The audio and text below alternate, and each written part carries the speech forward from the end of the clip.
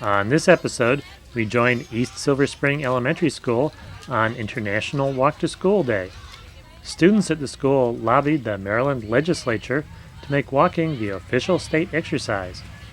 We visit Washington, D.C. for the 8th National Volution Conference. We talk with the Bicycle and Pedestrian Program Manager at the Federal Highway Administration. The Governor's Highway Safety Association meets in St. Louis, Missouri. In Adelaide, the National Heart Foundation of Australia looks at the importance of walking to health. And finally, we travel to Sydney to learn about mobility management. Stay tuned.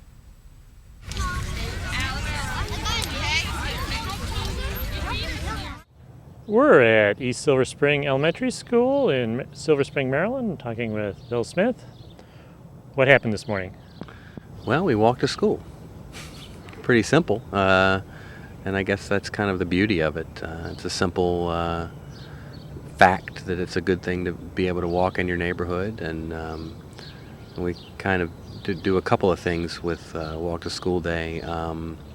Try and bring the community together, try and make a statement to people in the neighborhood and people who can do things to make a neighborhood more walkable, and also to kind of get parents out with their kids and let them see that it's really not that hard to walk their kids to school, and that it's kind of fun and easy to do and interesting and good for the kids and good for the neighborhood.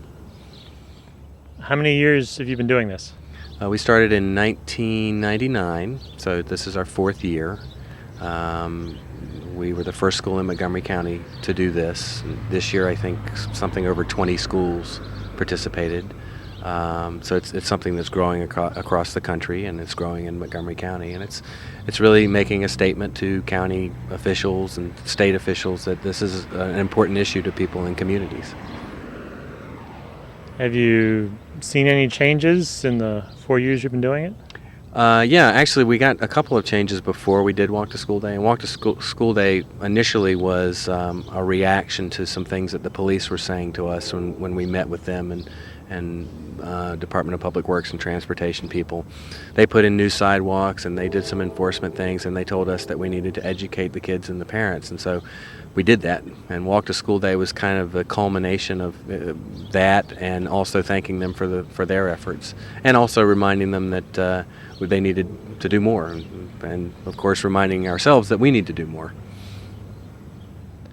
And back in those old days before Walk to School Day, when you got the people together to make the improvements, what was the key to getting something done?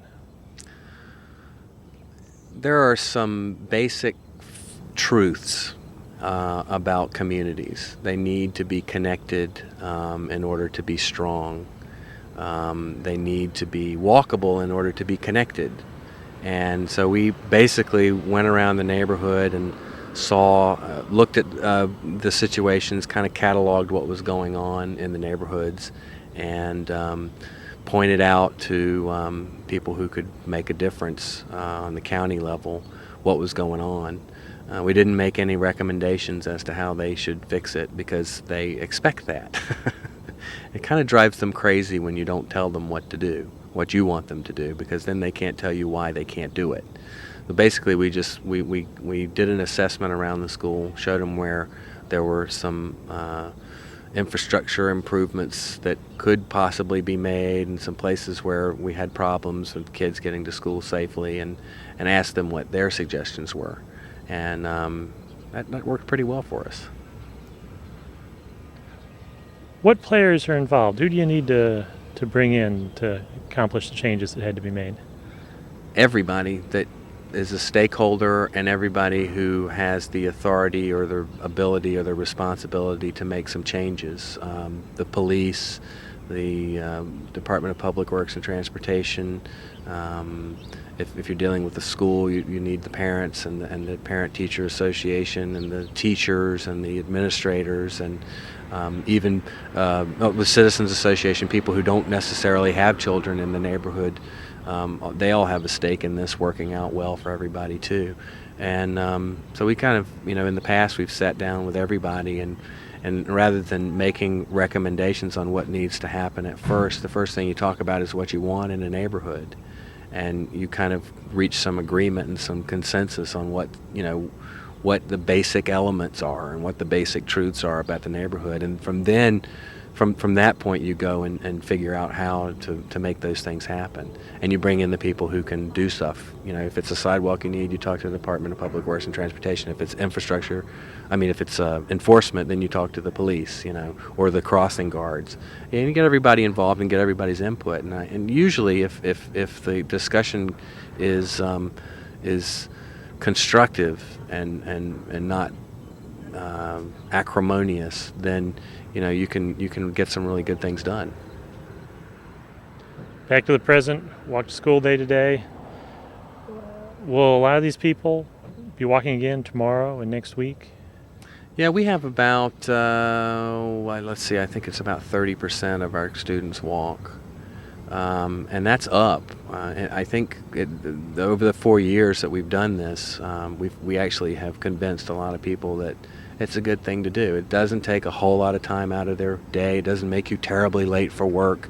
And it really does start the day off well for the kids. It's better than taking the bus or driving up here. It's much more relaxed. You get a little bit of exercise. I think the kids do better in school. When they get to school, they're more awake and ready to go. It gets the blood pumping and they're ready to learn. So I think it actually has an impact not only on their physical health, but on their mental health and on their performance in school.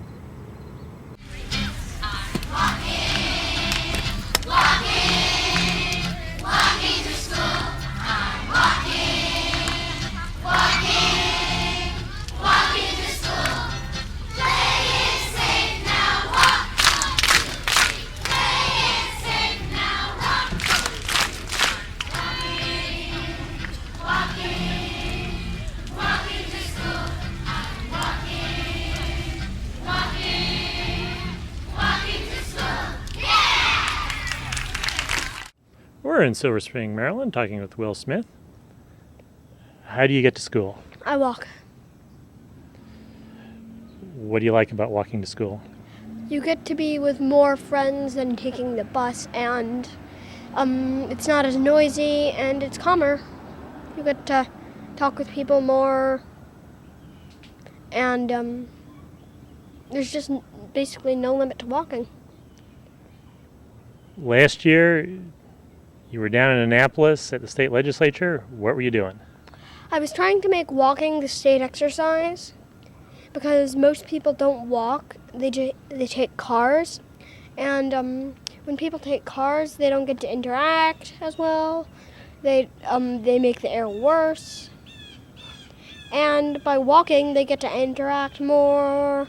They exercise, and they don't pollute.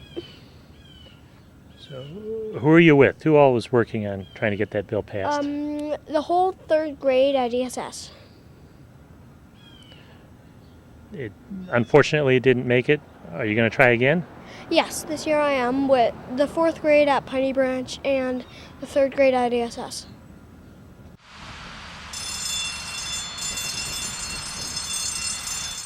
We're in Washington, D.C., talking with Representative Earl Blumenauer from the 3rd District of Oregon. The Volution conference just ended. What's your connection with Volution? Well, it actually is an outgrowth of something we started in Portland about 12 years ago when we had a rail line that we wanted to grow into a system. And we realized that we needed more citizen participation, and we couldn't just look at the tracks, but it was what's outside the window, what would happen with the stations, how it would relate to land use. And we spent 6 years developing that concept in Portland, more and more people, and in the last 6 years we've taken it on the road as a national Volution conference so people understand how not just to deal with transportation, but how to build livable, walkable communities. And what is that link? What issues are involved? What professions are involved in, and how's the public involved in creating that link? Well, in the main, you're not going to have a livable, walkable community unless the community is involved. That citizens who just care about being able to have access, to have choices about where they live, how they move. We've had a wide range of people that are involved here from the design professions, the architects, the planners, the landscape architects. We have developers, people who are involved with the transportation business, transit, cycle activists, local officials. It's a pretty rich mix of people who care about their community, who've come together and may have a specialty, but ultimately they end up being generalists about how to make these communities work better. Was there any theme this year that may have been different from what you've discussed in previous years? Well, it continues to become more specific in terms of how to put the pieces together. One of the nice things that's happened in now over a decade that we've been doing this is that there are lots of examples of where this stuff works. It's not just theoretical or experimental. There's hard information that suggests that this is a better investment for people who are looking for long-term return on the money they put on the table. It is a better investment for communities in terms of the choices that people have. We're looking now at refinements. We've gone from just rail to issues of streetcar, light rail. There have, in the course of the last 10 years, there's been an explosion of local pedestrian coalitions where people are getting more organized at the local level. So for me, what's been exciting is that it's become both more specific and we've had broader participation, which is a good combination. And your life on the Hill, what's coming up in the way of legislation that relates to what's being accomplished here at Volution? Well, we chose Washington, D.C. for this year's conference because the next session of Congress is going to have three major reauthorizations that have profound influence. The aviation, the rail passenger reauthorization, and most important, the Surface Transportation Act. It was Iced Tea, then it was T21. We want it to be Green Tea, where it will give more choices for how we spend hundreds of billions of dollars in local communities. But one subtext is no part of the federal bureaucracy, no part of the federal budget should be immune. There's money from the Agriculture Department, there's money from the Department of Defense, EPA, all that can make a difference in terms of helping provide better federal partnerships for making our communities livable.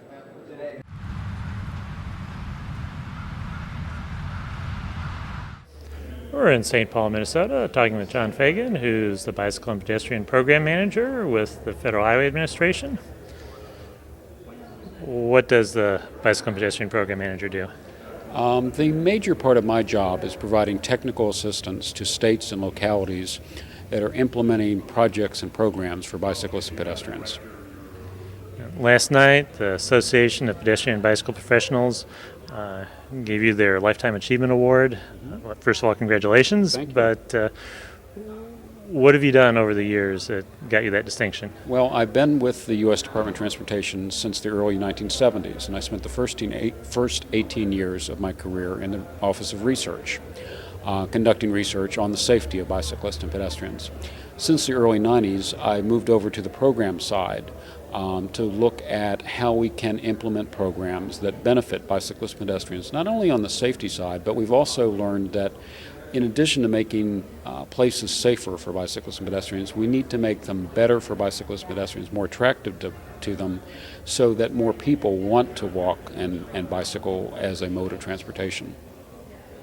And a lot of people would think pedestrians, this is something quite local, your sidewalk that's built in your community. How does that fit in with a federal department? Well, people at the state and local level implement their particular projects and programs, but they also look to the federal government for leadership and getting a sense of direction. And the federal transportation legislation calls for us to provide a more balanced transportation system that gives people choices in how they make individual trips, so that they don't always need to make trips using their private automobile. There are a large number of people in this country that either choose to or have no choice but to bicycle and or walk as a mode of transportation.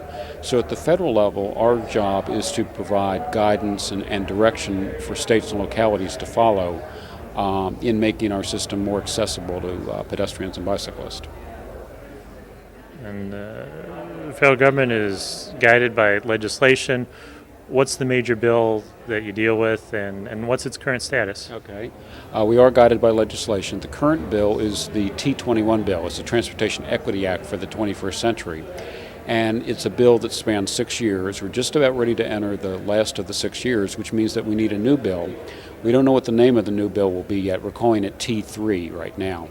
But it will authorize federal transportation spending probably over the next 6 years.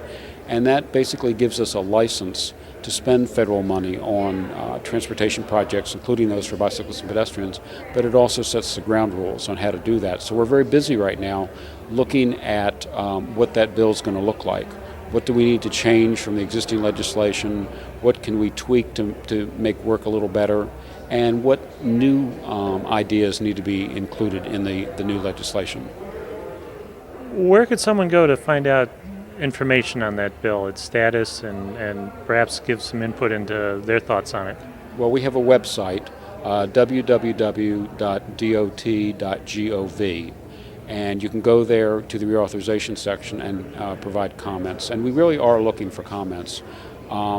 The best transportation bill that we can have in this country will be one that responds to the needs of people at the state level and at the local level, because we have found over the past several bills that transportation really is a value of individual communities. So we need to know what people want in their transportation system. So any input that people can provide to us at that website would be a great help.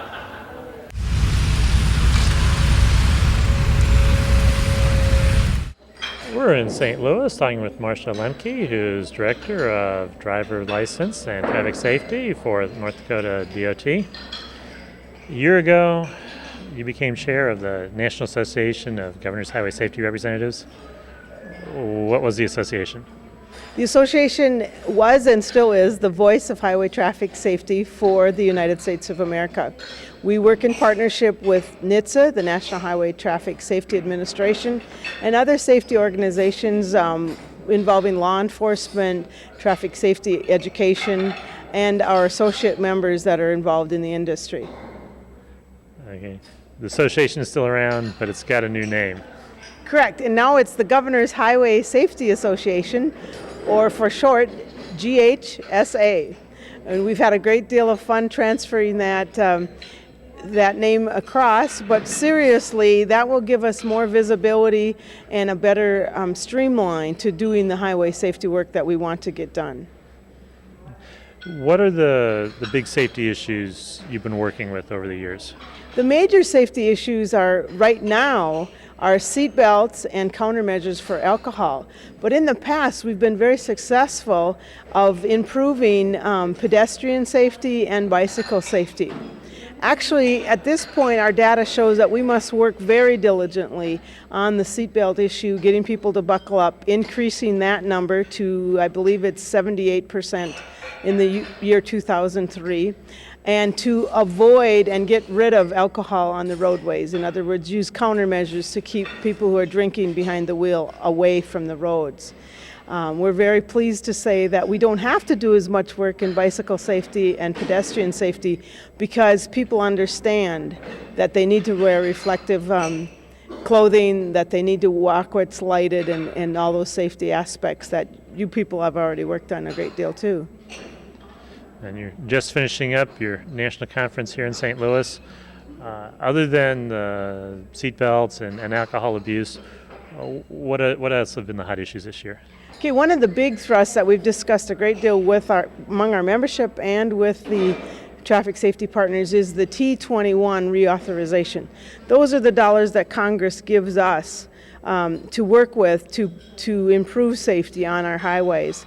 And we're looking for better measures in order to consolidate programs and really be able to do the work of safety and get away from so much paperwork and administration of the processes. Streamline the processes and be able to get out with the people and help them understand behavioral changes in traffic safety.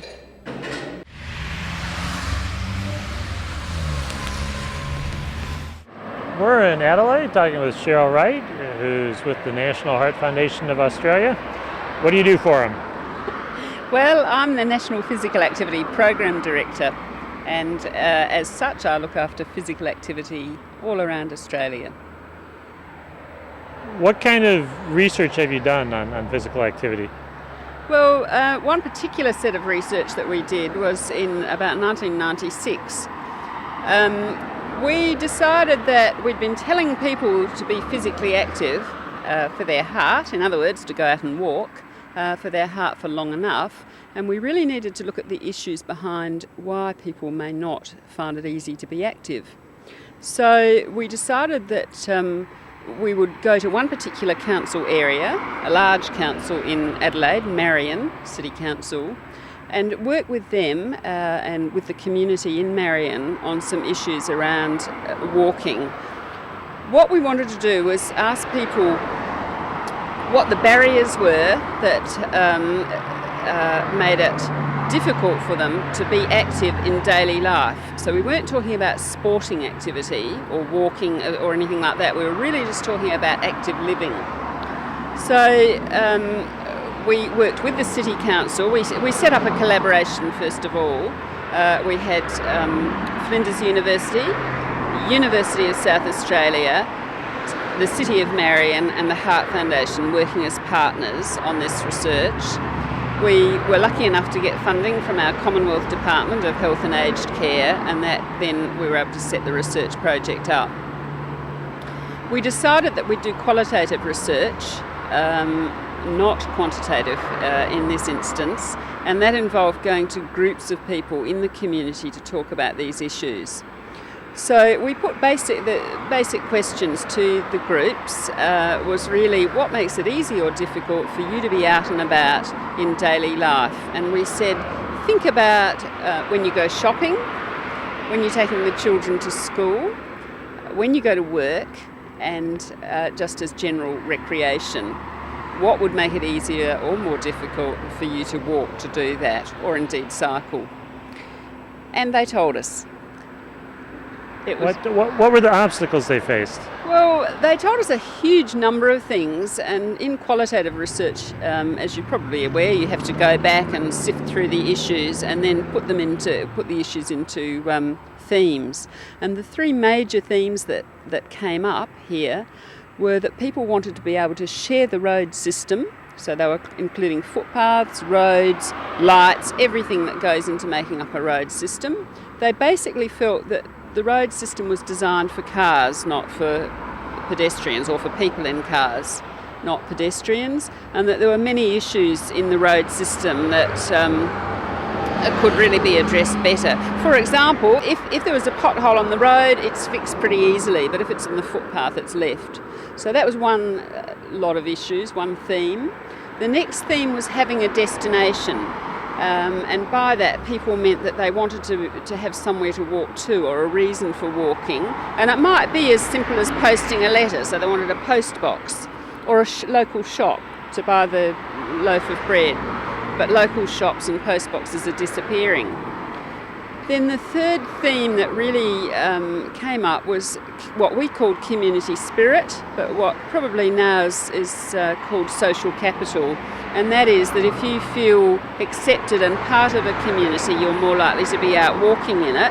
But if you don't, you'll get into a car rather than walking. You'll isolate yourself, in other words. And then we published the research in this book here, and started to address some of the issues. And so therein entered the second phase of the project, where we started to work with local councils on many of the issues that had been identified.